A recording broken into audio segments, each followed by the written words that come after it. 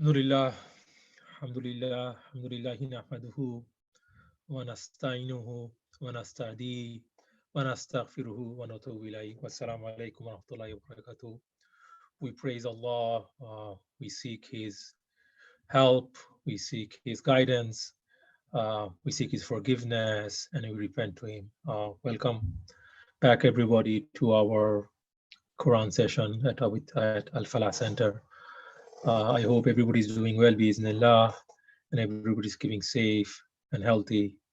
May Allah make it easy for all of us. Inshallah, today we have we'll have our brief overview of the last few verses of Surah Al-Araf, and then we're going to go to Surah Anfal. And to provide us with the overview of the verses, we have Brother Kausar Ahmed. Assalamu alaikum, Brother Kausar. Wa alaikum assalam wa rahmatullahi wa barakatuh. Assalamu alaikum, everybody. Inshallah, Brother Kausar with Brother Kausar will provide us the overview, and then inshallah we have our Qari Fouad El Kassas. He will do the recitation, inshallah. So with that, Brother Kausar, it's on to you. أعوذ بالله من الشيطان الرجيم بسم الله الرحمن الرحيم الحمد لله رب العالمين الرحمن الرحيم مالك يوم الدين إياك نعبد وإياك نستعين اهدنا الصراط المستقيم صراط الذين أنعمت عليهم غير المغضوب عليهم ولا الضالين آمين. As ignorant as I am, so I find it useful that I might consult a few well-known books on the verses, especially when it comes to Quran. So I'll be reading the translation from the Tafsir al-Jalalain, which is very ably translated by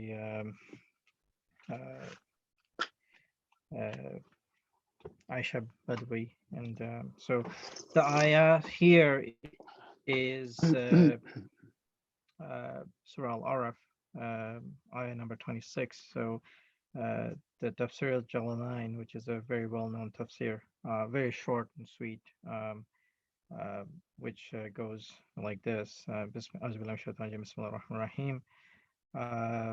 Starting from ayah 196. My protector, who is in charge of my affair, is Allah, who sent down the book, the Quran. He takes care of the righteous and protect them. Those you call on besides him are not capable of helping you. They cannot even help themselves. So why should anyone care about them? And if you call them, the idols, to guidance, they do not hear. You see them, the idols, looking at you, Muhammad, sallallahu alaihi wasallam. Yet they do not see. Make allowance for people. Be tolerant about people's behavior and do not delve into it. Command what is right and turn away from the ignorant. Do not confront them on account of their foolishness. If an evil impulse from shaitan provokes you, if it tries to divert you from what you are commanded to do, seek refuge in Allah. Allah will repel him from you. He is all hearing of words, all seeing of actions. As for those who are God fearing, when they are bothered by visitors, read as taif and taif, in which case the meaning becomes something which pains them, bothered. So, as for those who are God fearing, when they're bothered by visitors from shayateen, they remember the punishment and the reward of Allah and immediately see the truth clearly for what it really is. And so they turn to the right action. But as for their brothers, the shayateens among as far as their brothers, the shayateens among the unbelievers, the visitor, shayateens, led them farther into error, and they do not stop at that. They continue in their error because they do not see what they're doing in the way that the God-fearings do. If you do not bring them, the people of Mecca, a sign which they demand, they say, why ye have not come up with one by yourself? Say, I follow only that has been revealed to me from my Lord. I cannot bring anything from myself.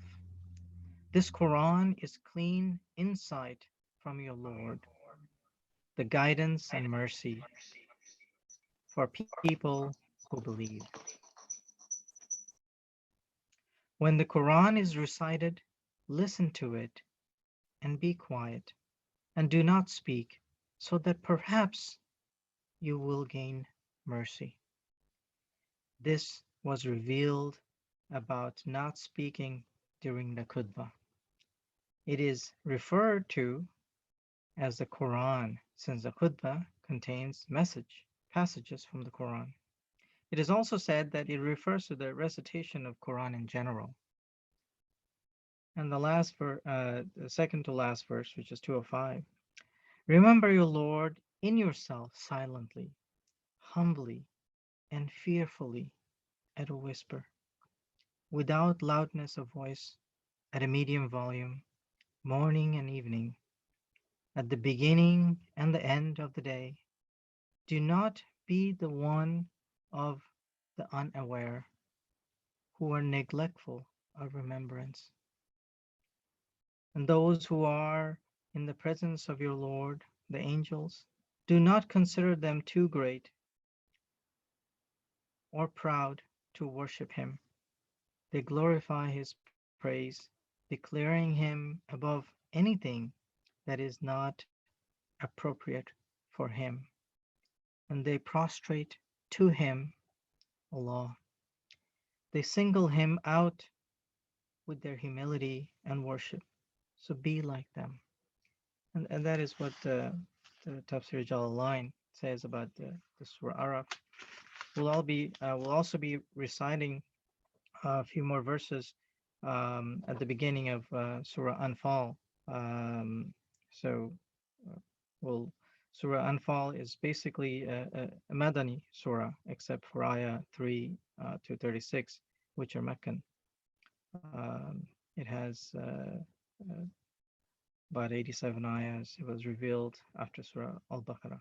The Muslims disagreed about the booty of Battle of Badr. The young men said, it is for us because we directly participated in the fighting. And the older men said, um, uh, we were a cloak for you under the banners. So if we had been exposed, we would have joined you in fighting. So you should not be preferred in respect to it. And these verses were revealed. Um, so the first four uh, ayahs goes like this in Tafsir Jalalain. They ask you, they will ask you, Muhammad sallallahu alaihi wasallam, about the booty and fall. Say, the booty belongs to Allah, who will assign it to whoever He wills. And the Messenger, may Allah bless him and grant him peace, will divide it equally between them. It is related by Al-Hakim in Al-Mustaqard.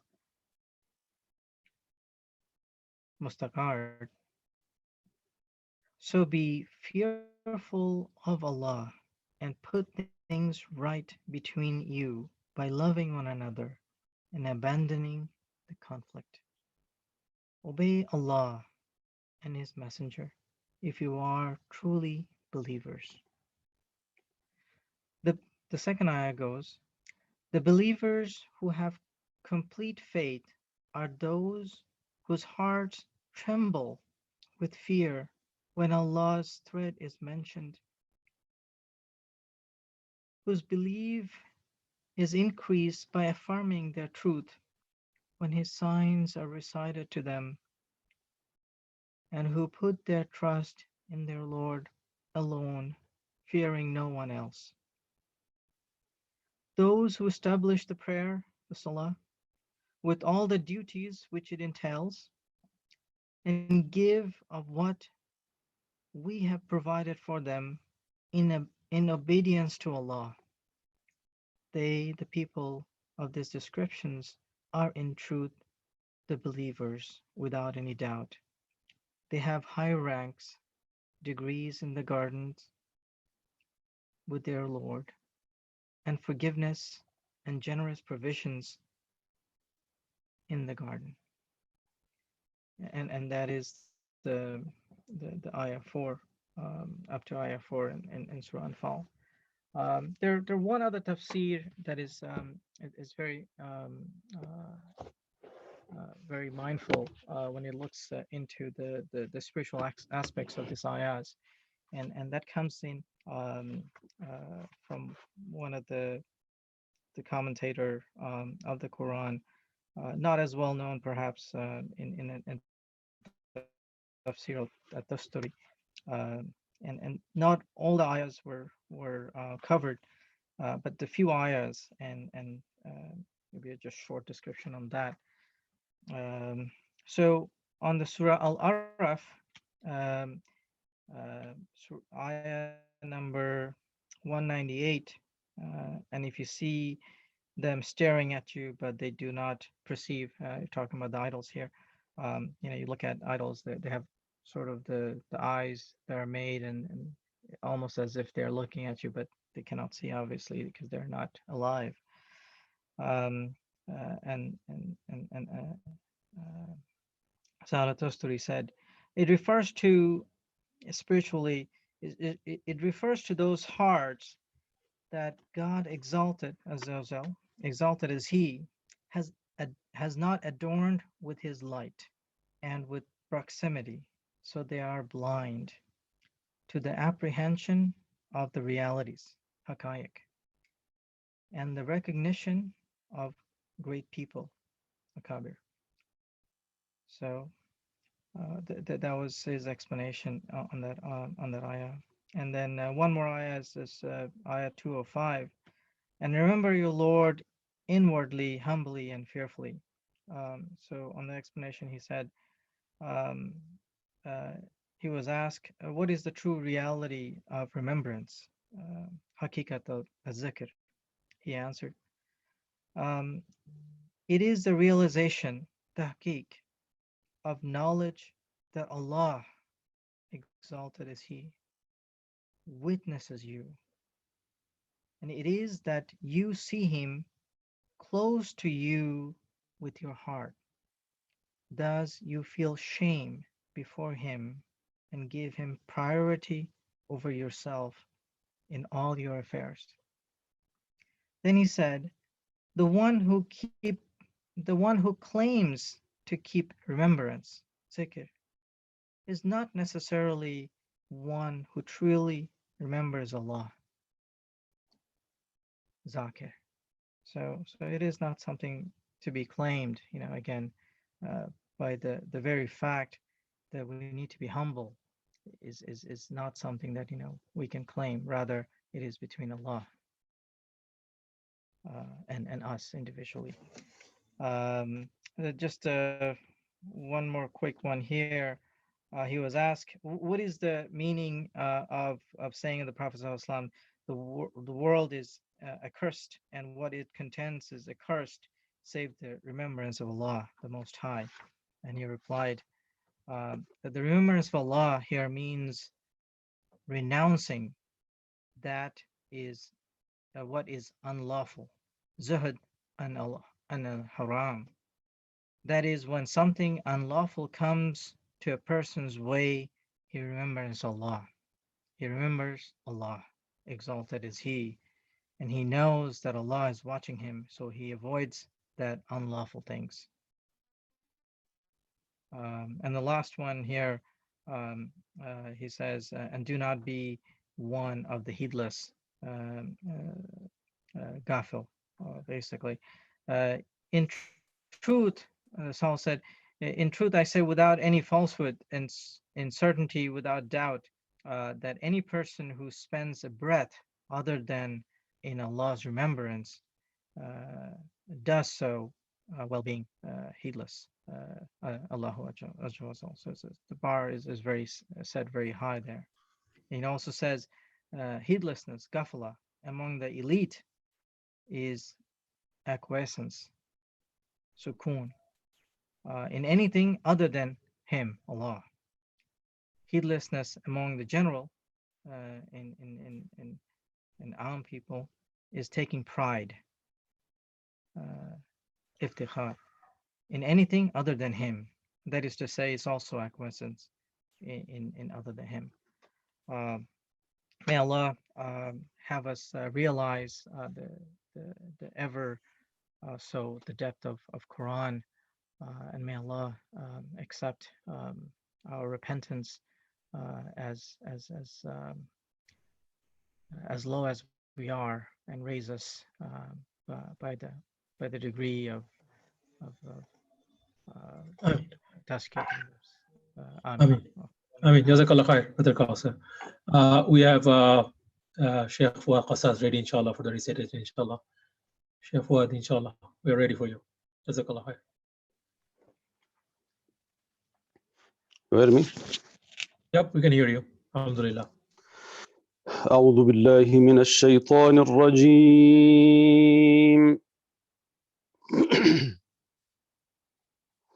بسم الله الرحمن الرحيم.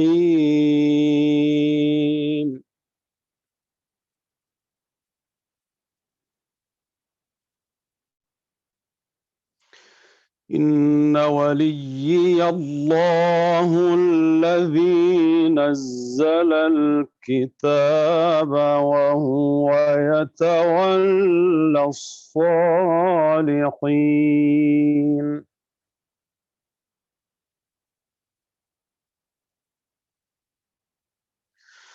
والذين تدعون من دونه لا يستطيعون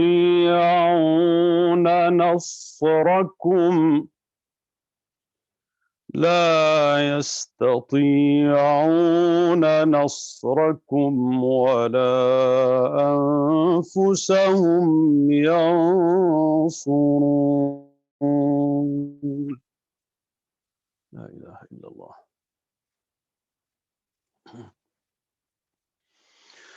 إن وليي الله الذي نزل الكتاب وهو يتولى الصالحين.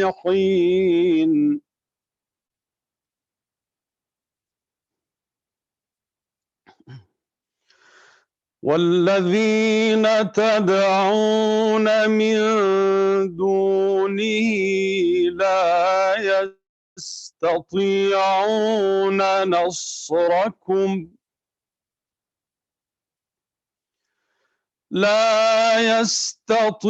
يستطيعون نصركم ولا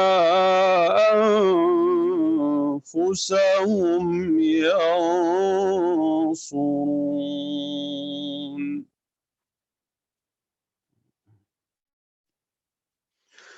وإن تدعوهم إلى الهدى لا يسمعوا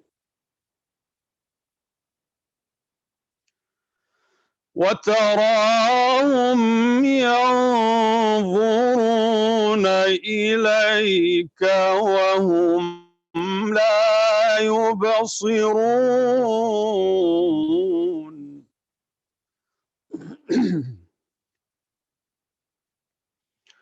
خذ العفو وأمر بالعرف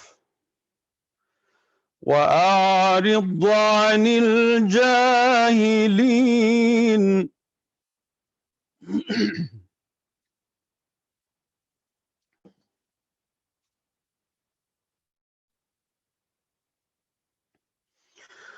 خذ العفو وأمر بالعرف وأعرض عن الجاهلين.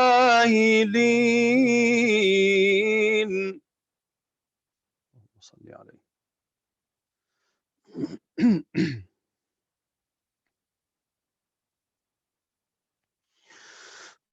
وإما ينزغنك من الشيطان نزغ فاستعذ بالله. أعوذ بالله من الشيطان.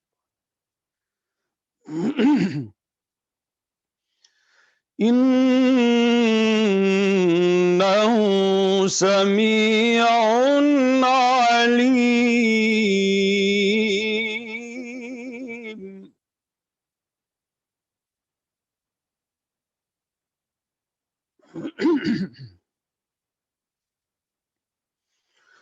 خذ العفو وأمر بالعرف وأعرض عن الجاهلين.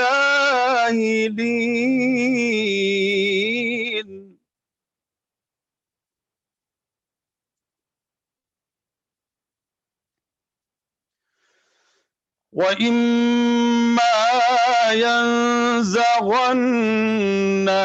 من الشيطان نزغ فاستعذ بالله.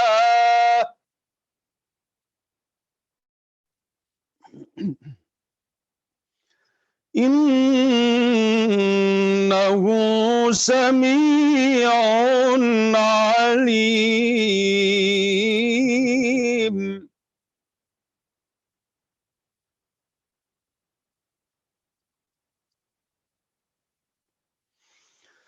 إن الذين اتقوا إذا مسهم طائف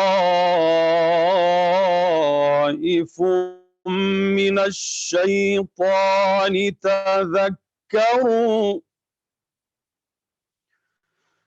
تذكروا فإذا هم مبصرون.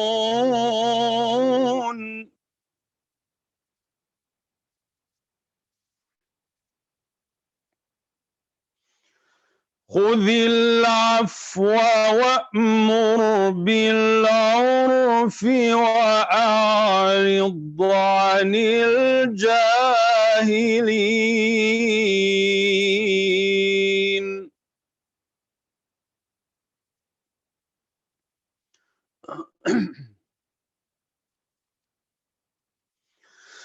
وإما ينزغنك من الشيطان نزغ فاستعذ بالله.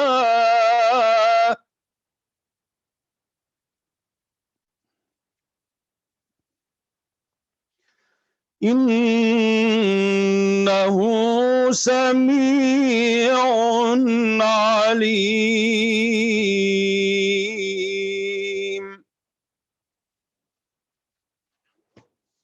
سبحانه وتعالى.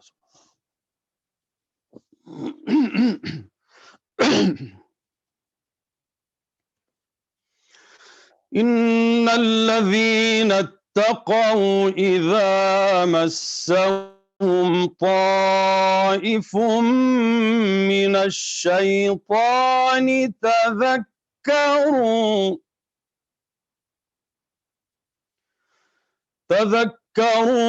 فإذا هم مبصرون.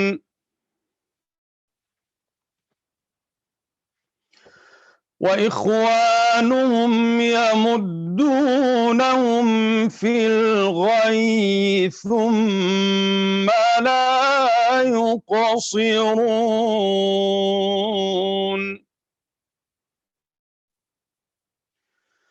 وإذا لم تأتهم بآية قالوا لولا اجتبيتها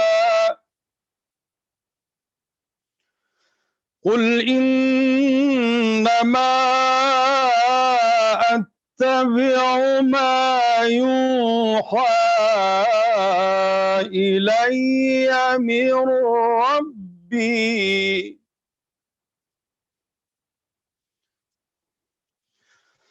هذا بصائر من ربكم وهدى ورحمة. سبحان الله. هذا بصائر من ربكم وهدى ورحمة لقوم يؤمنون.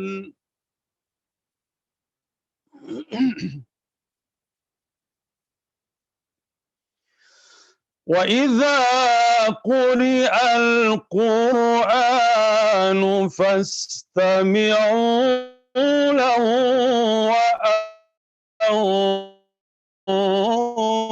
وأنصتوا.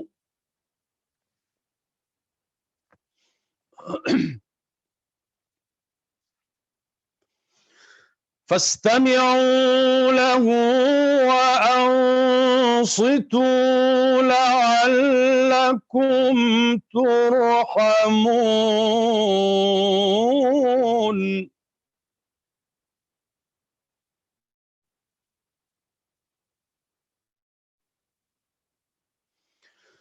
وإذا قرئ القرآن فاستمعوا له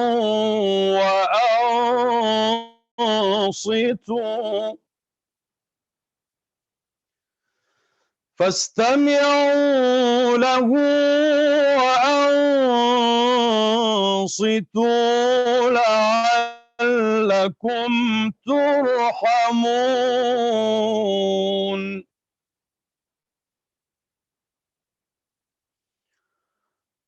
واذكر ربك. لا إله إلا الله، لا إله إلا الله. واذكر ربك في نفسك تضرعا وخيفة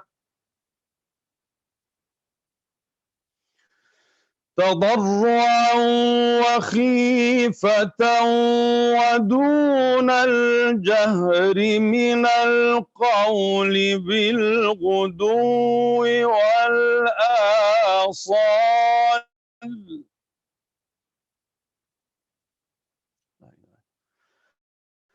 ولا تكن من الغافلين.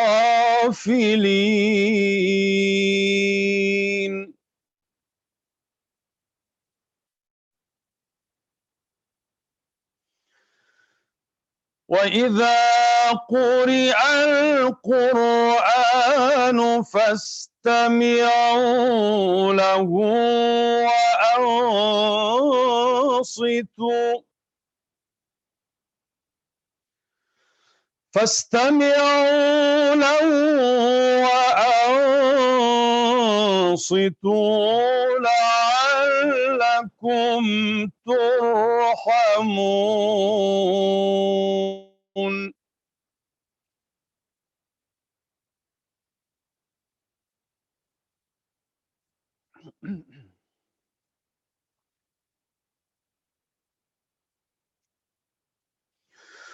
واذكر ربك في نفسك تضرعا وخيفة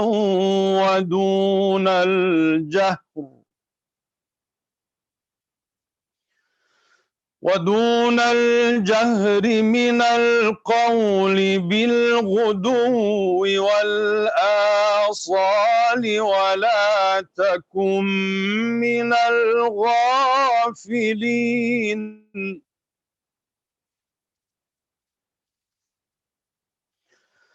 إن الذين عند ربك لا يستكبرون عن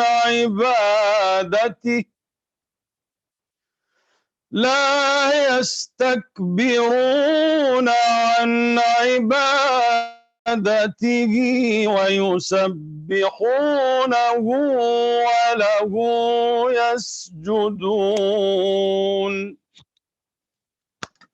سجدة إن شاء الله.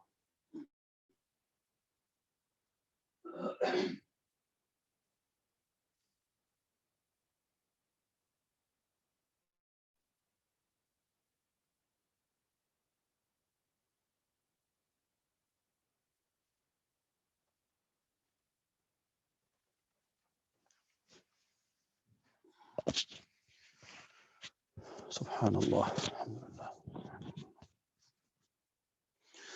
إن الذين عند ربك لا يستكبرون عن عبادته، اللهم اجعلنا منهم يا رب، لا يستكبرون عن عبادته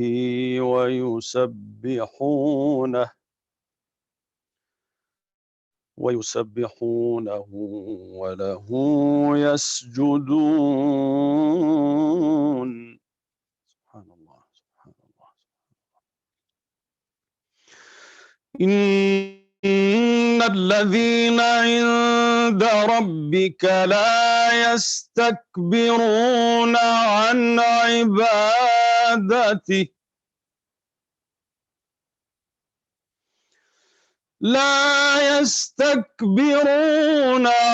عبادته ويسبحونه وله يسجدون.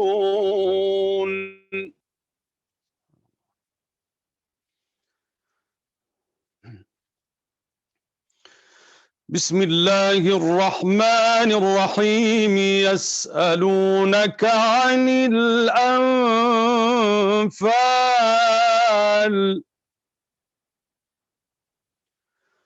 قل الأنفال لله والرسول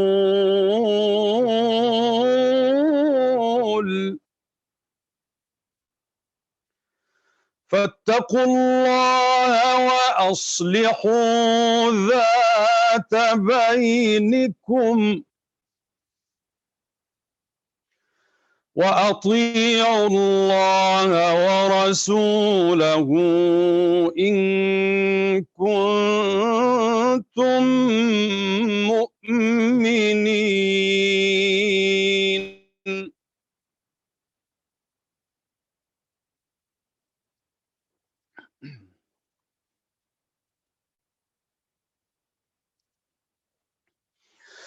بسم الله الرحمن الرحيم. يسألونك عن الأنفال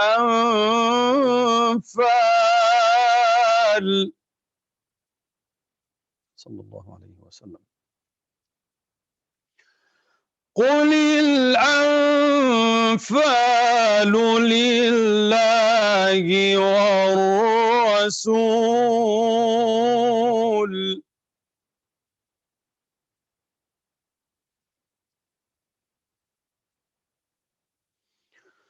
فاتقوا الله وأصلحوا ذات بينكم وأطيعوا الله ورسوله إن كنتم مؤمنين.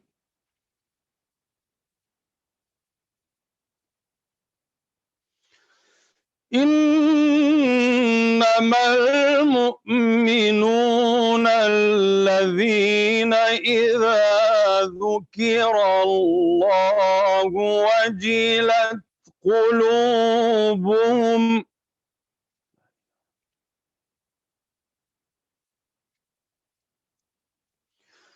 وجلت قلوبهم وإذا تليت عليهم آياته زادتهم إيمانا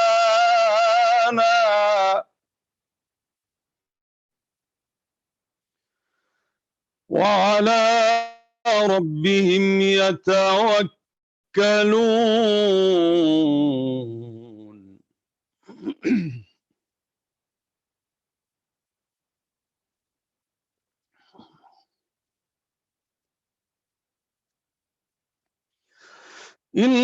إنما المؤمنون الذين إذا ذكر الله وجلت قلوبهم الله لا إله إلا الله وجلت قلوبهم وإذا تليت عليهم آياته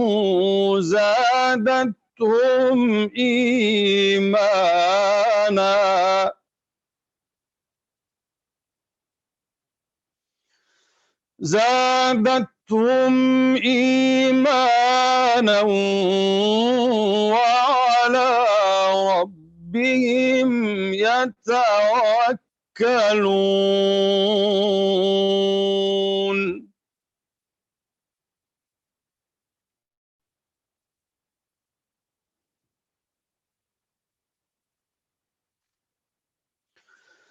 الذين يقيمون الصلاة ومما رزقناهم ينفقون.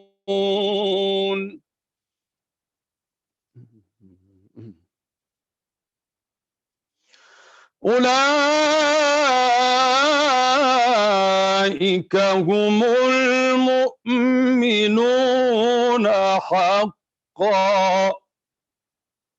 اللهم اجعلنا منهم يا رب. لهم درجات عند ربهم ومغفرة ورزق كريم.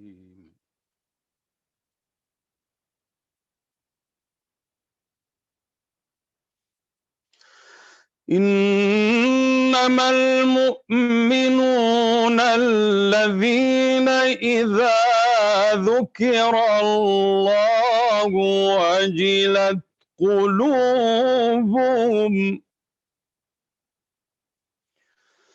وجلت قلوبهم وإذا تليت عليهم آياته زادتهم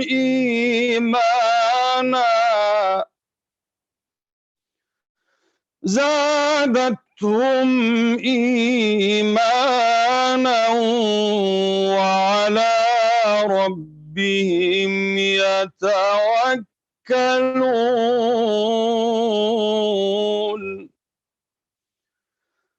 الذين يقيمون الصلاة ومما رزقناهم ينفقون.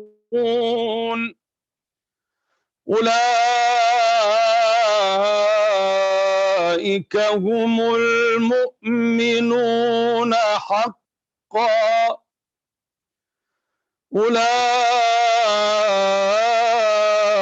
أولئك هم المؤمنون حقا. لهم درجات عند ربهم ومغفرة ورزق كريم.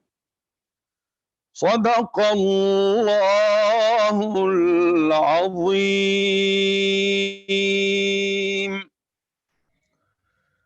صدق الله العظيم. Jazakallah khair. Beautiful recitation, Sheikh Fouad. And I know the verses, and if you're looking at the meanings, this Surah Anfal, the verses are talking about the signs of the believers, right? Mu'minun, right? When they listen to Allah's verses, their hearts become fearful. And that's actually one of the things about Madani Quran, the qualities of the Mu'minun are mentioned, right? So, you'll see that more in Madani Quran. So, Sheikh, go ahead, inshallah, make some dua for all of us and ready for you. اللهم لك الحمد حمدا طاهرا طيبا مباركا ملء السماوات وملء الأرض وملء ما بينهما وملء ما شئت من شيء بعد. لك الحمد حتى ترضى يا رب العالمين. والصلاة والسلام على أشرف المرسلين سيدنا محمد وعلى آله وأصحابه أجمعين. اللهم إنا نسألك إيمانا صادقا وقلبا خاشعا ولسانا ذاكرا وعملا متقبلا وجسدا على البلاء صابرا. اللهم إنا نسألك رضاك والجنة ونعوذ بك من سخطك والنار. اللهم ارفع مقتك وغضبك عنا، ولا تسلط علينا بذنوبنا من لا يخافك ولا يرحمنا. اللهم إنا نسألك الهدى والتقى والعفاف والغنى. اللهم إنا نسألك الرضا وحسن الختام. اللهم إنا نسألك الستر والعفو والعافية في الدين والدنيا والآخرة يا رب العالمين. اللهم عافنا واعف عنا وتجاوز عما فعلنا يا رب العالمين. اللهم عافنا واعف عنا وتجاوز عن أفعالنا يا رب العالمين. إنك أنت العفو الكريم الرؤوف الرحيم. تباركت يا ربنا وتعاليت. تباركت ربنا وتعاليت. فلك الحمد على ما قضيت، ولك الشكر على ما أنعمت به وأوليت. نستغفرك اللهم من كل ذنب وخطيئة ونتوب إليك. نستغفرك اللهم من كل ذنب وخطيئة ونتوب إليك. نستغفرك اللهم من كل ذنب وخطيئة ونتوب إليك. اللهم ارفع مقتك وغضبك عنا، ولا تسلط علينا بذنوبنا من لا يخافك ولا يرحمنا. اللهم اشف مرضانا ومرضى المسلمين. اللهم اشف مرضانا ومرضى المسلمين. اللهم اشف مرضانا ومرضى المسلمين. اللهم اشفهم وشافهم وعافهم واعف عنهم والطف بهم جميعا يا كريم. اللهم ارحم موتانا وموتى المسلمين. اللهم عافهم واعف عنهم وأكرم نزلهم وأكرم نزلهم وأكرم نزلهم ووسع مدخلهم واغسلهم بالماء والثلج والبرد ونقهم من الخطايا والذنوب كما ينقى الثوب الأبيض من الدنس يا رب العالمين. اللهم تقبل صلاتنا وصيامنا وقيامنا وركوعنا وسجودنا. اللهم تقبل يا رب العالمين. اللهم تقبل تلاوتنا واجعلها خالصة لوجهك الكريم يا رب العالمين. اللهم أكرم القائمين على مسجد الفلاح يا رب العالمين. اللهم أكرمهم ووفقهم لما تحب وترضى يا رب العالمين. اللهم اجمع كلمتهم ووحد صفهم يا رب العالمين. اللهم اجعل سعيهم خالصا لوجهك الكريم يا رب العالمين، لا رياء ولا سمعة. اللهم انزع الغل والحقد والحسد والبغضاء والشحناء من بينهم يا رب العالمين. واجعل عملهم خالصا لوجهك الكريم يا رب العالمين، ووفقهم لكل ما تحب وترضى يا رب العالمين. اللهم أكرمنا يا رب العالمين، وأكرم شباب بريدج ووتر للصلاة في هذا المسجد الكريم إن شاء الله في العام القادم إن شاء الله. اللهم أكرمنا بالصلاة فيه يا رب العالمين، صلاة التراويح في العام القادم إن شاء الله يا رب العالمين. اللهم فرحنا وأسعدنا واشرح صدورنا واشرح قلوبنا وأثلج صدورنا وأسعدنا بعودتنا لبيوتك مساجدك يا رب العالمين، فرحين مستبشرين بعفوك وغفرانك ورحمتك يا رب العالمين. اللهم إنا نعوذ بك من البرص والجنون والجذام ومن سيء الأسقام. لا إله إلا الله الحليم العظيم. لا إله إلا الله رب العرش العظيم. لا إله إلا الله رب السماوات والأرض ورب العرش الكريم. لا إله إلا أنت سبحانك إنا كنا من الظالمين. لا إله إلا أنت سبحانك إنا كنا من الظالمين. لا إله إلا أنت سبحانك إنا كنا من الظالمين. سبحان ربك رب العزة عما يصفون، وسلام على المرسلين، والحمد لله رب العالمين، وجزاكم الله خيرا، والسلام عليكم ورحمة الله وبركاته. Jazakallah khair, Sheikh رحمكم الله. الله Fouad يبارك. Kassas, for the beautiful du'as. It الله. was a very beautiful recitation, alhamdulillah, and very touching. If you're reading the meaning as we go along. With that, inshallah, we are getting close to the end of the session today. And I just want to mention, we did Surah Araf. It's the seventh Surah. It's actually one of the longest surahs in the Makki. It's the Makki Quran, right? And there's actually very, very beautiful dua towards the beginning, because this also covers the story of Adam, if you recall, in the story of Adam, and also how Shaitan deceived them. And then one of the most famous du'as that Adam alayhi salam made, we all know that dua, right? ربنا ظلمنا أنفسنا وإن لم تغفر لنا وترحمنا لنكونن من الخاسرين, right? This dua is in Surah al-Araf. I think it's around verse 22, 23. So inshallah, there's a very beautiful thing for us to know, and know, that, so with that, Jazakallah khair, Sheikh Fouad El Kassas, may Allah bless you, protect you, inshallah, and see you again tomorrow night. إن شاء الله بإذن ربك الله. رب العزة عما يصفون وسلام على المرسلين والحمد لله رب العالمين. Thank you everybody for joining. جزاك الله خير. السلام عليكم ورحمة الله وعليكم السلام. وبركاته.